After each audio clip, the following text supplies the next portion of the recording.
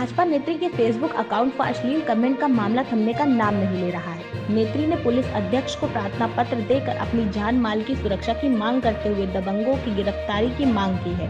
बताया जाता है कि भाजपा नेत्री ने यह भी कहा कि देश व प्रदेश में भाजपा की सरकार होने के बावजूद भी हमें इन दबंगों से छुटकारा नहीं मिल पा रहा है, जबकि सूबे के मुख्यमंत्री का दावा रहता है कि जीरो टॉलरेंस के तहत प्रदेश में सबको विकास व सबकी सुरक्षा होगी, लेकिन भाजपा नेत्री अपने को सुरक्षित नहीं महसूस कर रही है।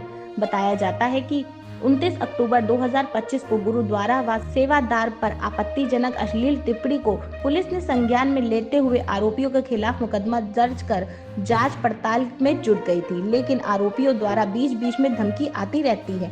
नेत्री ने बताया कि सपा नगर अध्यक्ष धर्मेंद्र चौधरी, राजू व संतोष चौधरी के खिलाफ नामजद केस पुलिस ने दर्ज कर लिया है, लेकिन अभी गिरफ्तारी नहीं हुई है। मंजू सागर मीडिया से बात करते हुए कहा कि मेरा सोशल मीडिया प्लेटफॉर्म फेसबुक पर सपा नगर अध्यक्ष चौधरी ने जो अभद्र व अश्लील टिप्पणी की थी, मुकदमा तो दर्ज हो गया है, लेकिन आरोपियों की गिरफ्तारी अभी तक नहीं हुई है, जिसके चलते हमें और परिजनों को साथ साथ प्रमुख सेवादार को भय बना रहता है। मंजू सागर ने ये भी बताया कि आरोपियों द्वारा बीच बीच में मुझे जान से मारने की धमकी मिलती रहती है, जबकि पुराने गुरुद्वारा लखनऊ नाका स्थित गुरुद्वारा में सुबह शाम मेरे व मंदिर के प्रमुख सेवादार मुक्तेश्वर प्रसाद उपाध्याय के द्वारा किया जाता है और साल में 2 बार गुरु नानक जयंती पर भंडारे का आयोजन किया जाता है। डीजीपी मंजू सागर की शिकायत पर साइबर पुलिस ने पुष्टि के बाद शहर कोतवाली धीरज कुमार ने केस दर्ज कर लिया है।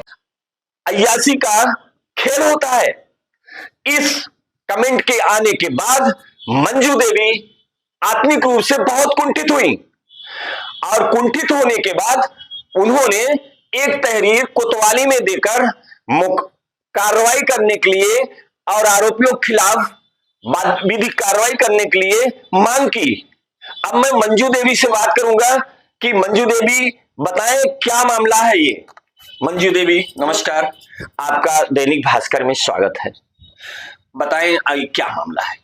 सर, मेरा नाम मंजू सागर कसौंदन है। मैं पूर्व जिला मंत्री भाजपा महिला मोर्चा से हूं और ये लोग जो हैं धर्मेंद्र कुमार चौधरी उर्फ राजू चौधरी और संतोष चौधरी और तारकनाथ लोकनाथ के नाम से तीनों लोगों ने मिलकर इस गुरुद्वारे की जितनी भी आगे की संपत्ति है, मेन गेट के लाइन से लगी हुई, यहाँ मतलब जितना भी ये चौड़ा गुरुद्वारा है, पूरी संपत्ति को इन्होंने बैनामा कर दिया है।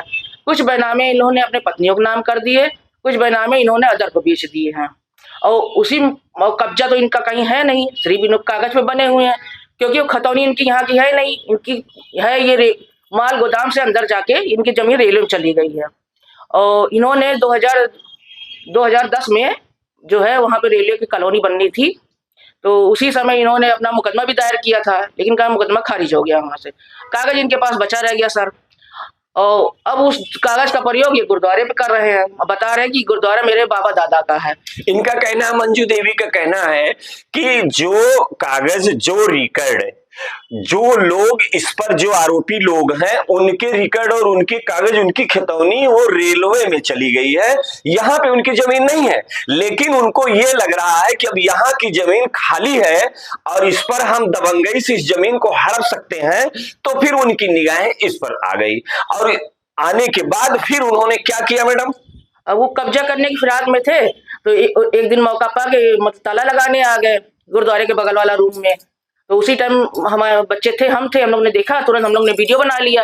जब वीडियो बना लिया तो हम उसके बाद फिर हम लोग। मैं हूं राकेश उपाध्याय, दैनिक भास्कर से। दोस्तों, मैं आपको उत्तर प्रदेश के सुल्तानपुर जिले में उदासीन संगत आश्रम पुराना गुरुद्वारा लखनऊ नाका सुल्तानपुर में ले चलता हूं, जिस गुरुद्वारे का स्थापना सन 1751 में बाबा खजान दास जी के गुरु नानक जी के पुत्र श्री चंद्र महाराज ने उदासीन पंथ की स्थापना की थी। आपको बताते चलें, ये गुरुद्वारा बहुत ही पुराना है। यहां पर इस जिले में देश विदेश के सिख जो आते थे, यहां रुकते थे और वो कीर्तन भजन करते थे। आज स्थिति इस गुरुद्वारे की ये हो गई है कि ये करोड़ों अरबों की संपत्ति को कुछ दबंगों का, कुछ बेईमानों की निगाह पड़ गई है इस पर।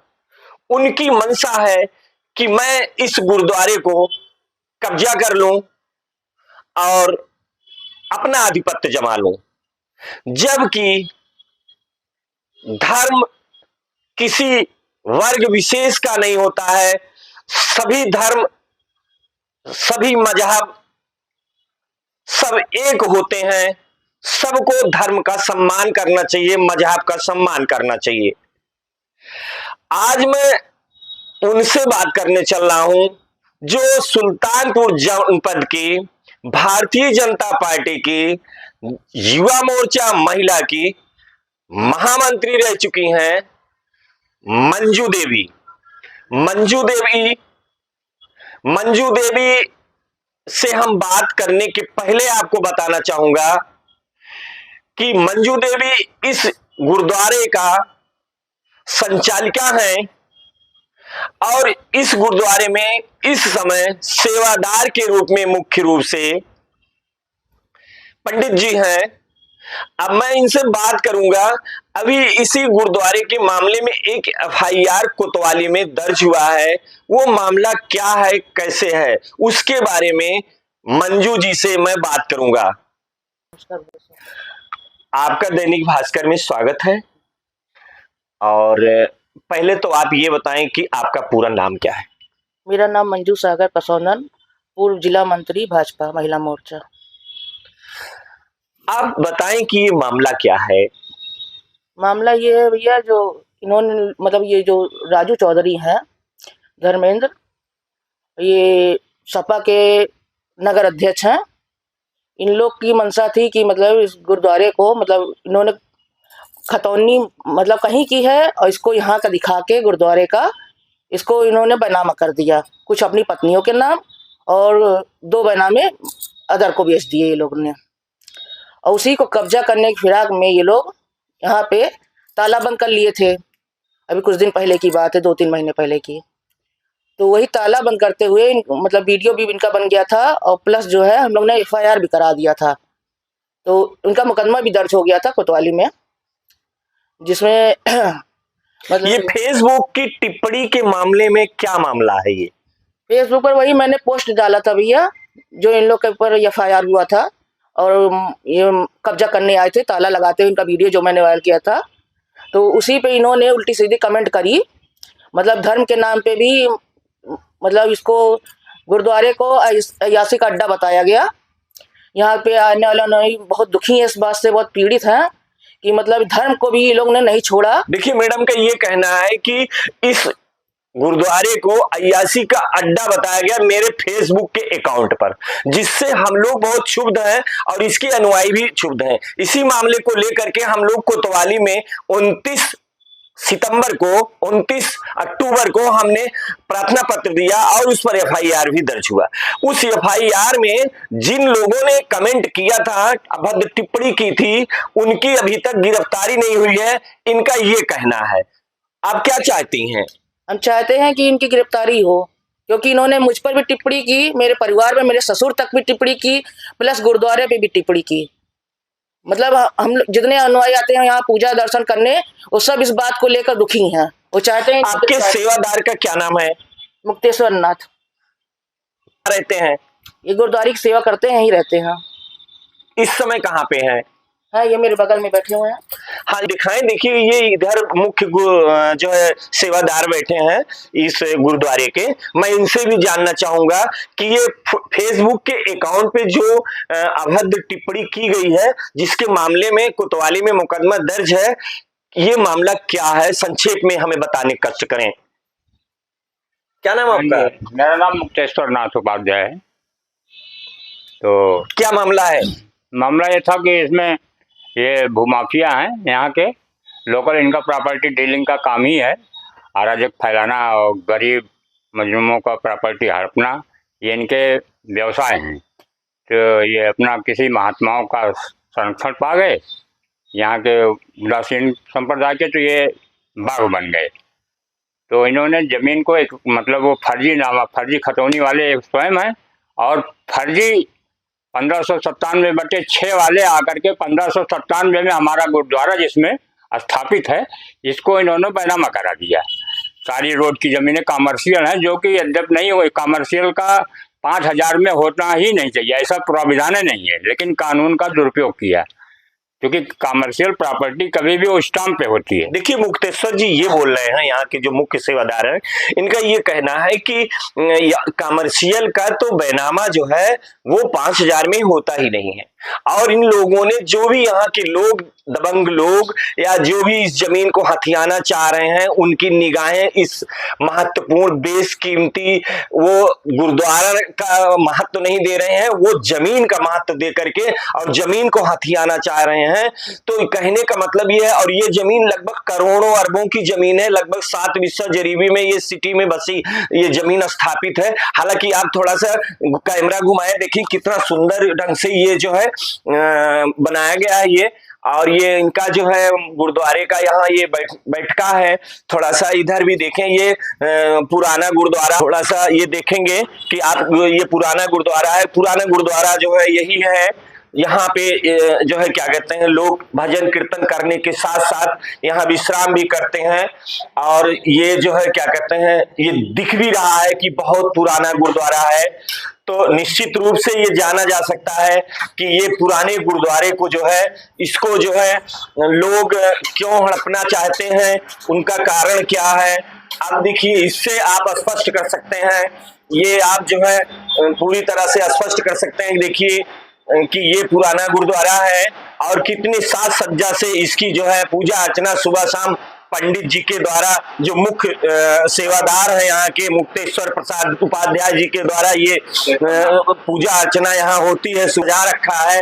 लेकिन उसके बाद भी यहाँ पे जो है बहुत सारे लोगों के जो होते हैं, जिनकी नजरिया हमेशा गलत कार्यों पे होती है, लालच की होती है, और किसी की हड़पने की नेत होती है, उसी नेत और उसी नजरिया और उसी मनसा से इस गुरुद्वारे को भी लोग औने पौने में बैनामा करा लेना चाहते हैं और इसको हड़प लेना चाहते हैं। हालांकि जो मुख्य सेवादार मुक्तेश्वर जी हैं, ये जो है पूरी तरह से जो है कानूनी प्रक्रिया में समय समय पर यहाँ की जो है क्या कहते हैं विधि कार्रवाई करके और बड़े अधिकारियों को अवगत कराते रहते हैं।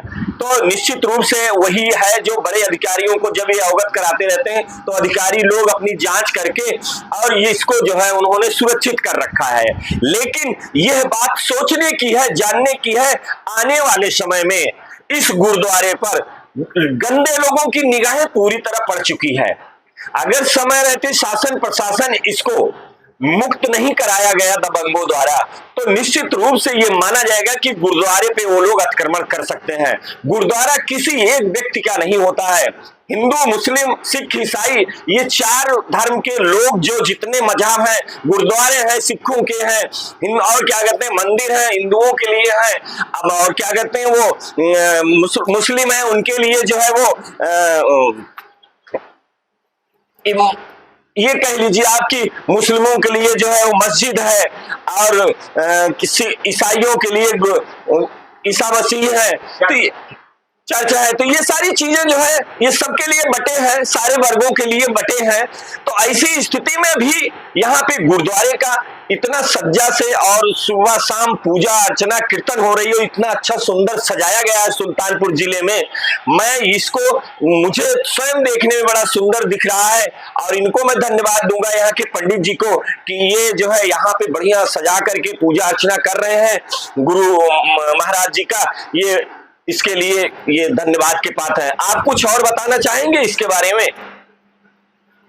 बताइए, आप कुछ और बताना चाहते हो तो। गुरुद्वारा शब्द का जो मूल वो होता है, गुरु शब्द का अर्थ है हमारे अखिल ब्रह्मांड नायक प्रभु श्री रामचंद्र जी, उनके गुरु वशिष्ठ हुए।